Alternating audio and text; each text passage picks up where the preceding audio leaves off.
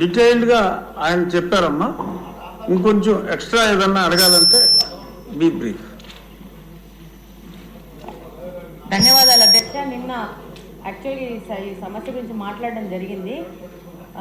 కాకపోతే విప్పులు question and answer చేయొద్దని చెప్పడం వల్ల ఇది ఆల్రెడీ ఉన్న క్వశ్చన్ నిన్న 1 minute అడగడం జరిగింది. కానీ లోకేష్ గారు, చంద్రబాబు నాయుడు గారు, స్పీకర్ గారు, డిప్యూటీ స్పీకర్ గారు చొరవతో కాన్స్టిట్యున్సీ సంబంధమైన సమస్యలు విప్పులు మాట్లాడుకోవచ్చు అని చెప్పి కాన్స్టిట్యున్సీకి సంబంధించిన విషయాలు మాట్లాడొచ్చని పర్మిషన్ ఇవ్వడంతో ధన్యవాదాలు తెలియజేసుకుంటున్నాను అధ్యక్ష.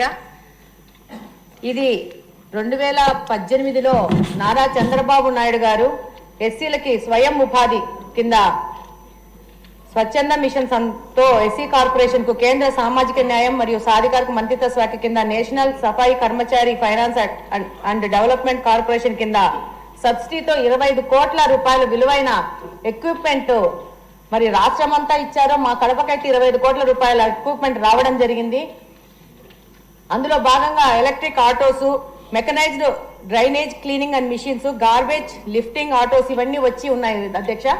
కానీ 2019 జనవరి ఫిబ్రవరిలో ఈ ఎక్విప్మెంట్ రావడము, అంతలోనే ఫిబ్రవరిలో ఎలక్షన్ కోడ్ రావడంతో ఈ ఎక్విప్మెంట్ ని లబ్ధిదారులకు పంచలేకపోవడం జరిగింది.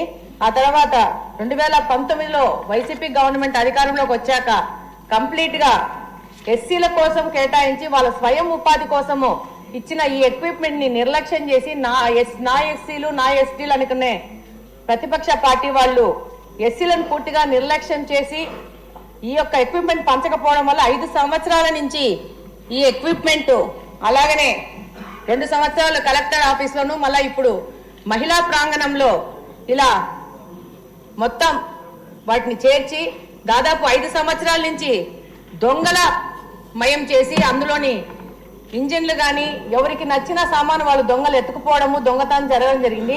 ఈ విధంగా 25 కోట్ల విలువైన సామాన్ని ప్రజాధనాన్ని వృధా చేయడం జరిగింది.